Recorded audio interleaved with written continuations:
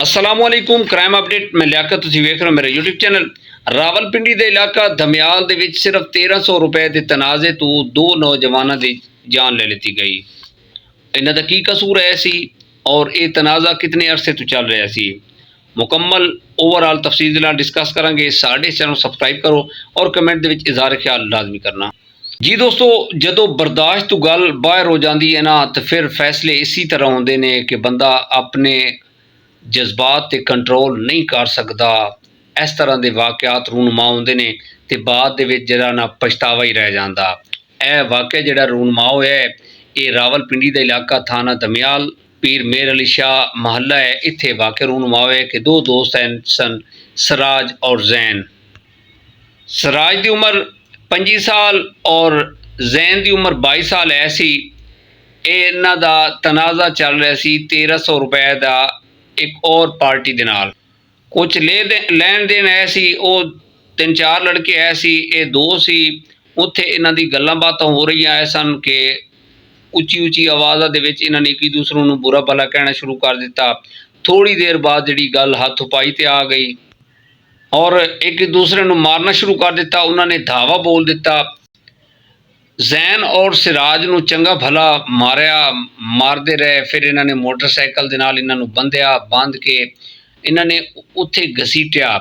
ये घसीटते रहे ने मोटरसाइकिल के पिछे।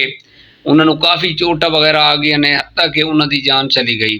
इन्हां जिहड़े मुलजमान है सन, उन्होंने दोनों सिराज और जैन नूं उन्हां दे घर के आस पास जनाब सुट के चले गए। जदों देखिया तो उन्हां दी मौत वाक़ हो गई सी। उन्हां दी हालत काफ़ी खराब है सी और उन्होंने फॉर्मैलिटी पूरी करन कारण 1122 के स्टाफ नूं बुलाया। उन्होंने चैक वगैरह किया। फिर फॉरेंसिक टीम आईयां ने, उन्होंने तहकीक की।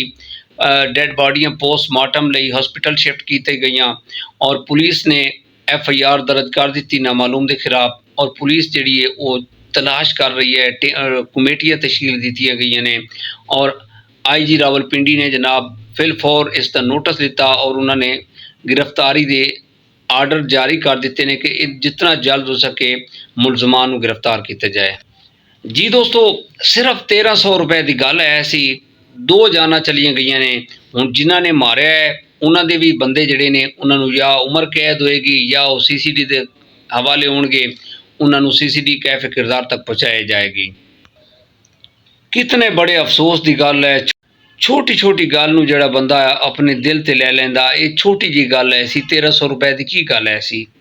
1300 रुपए पिछे दो मासूम लड़कियों की जान ले लेनी कितने बड़े सफाक हरकत है जिहड़ी नामालूम मुलजमान ने की है। इंशाअल्लाह गिरफ्तार होणगे, इन्हां कड़ी सज़ा मिलेगी और इन्होंने जी सफाक हरकत की है। इस तरह नहीं करना चाहिए।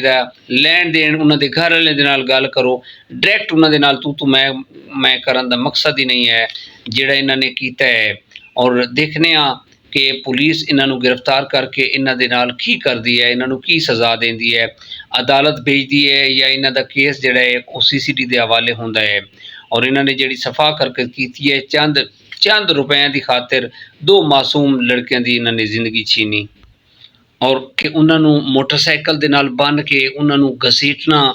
यह किहड़ी इंसानियत है, किहड़ी इंसानियत है जिहड़े दर्स दे रही है कि इस तरह की तुसी भयानक हरकत करो। जी दोस्तों, इस मौके ते गुस्से नूं पी जाना बड़ी वड्डी बहादरी है। यह बहादरी नहीं है जिहड़ी इन्होंने सफाक हरकत की है।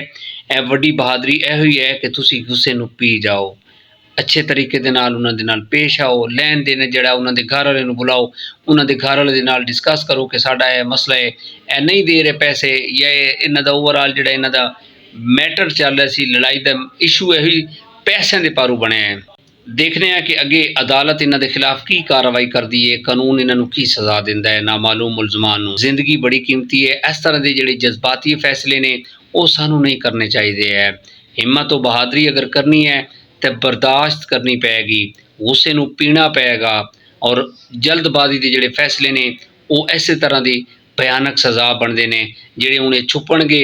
अगर ये फड़े तो एक ना एक दिन इंशाअल्लाह लाजमी जाने ने और एक पकड़े जाने ने, गिरफ्तार होंगे, कोर्ट कचहरी जाएंगे जनाब।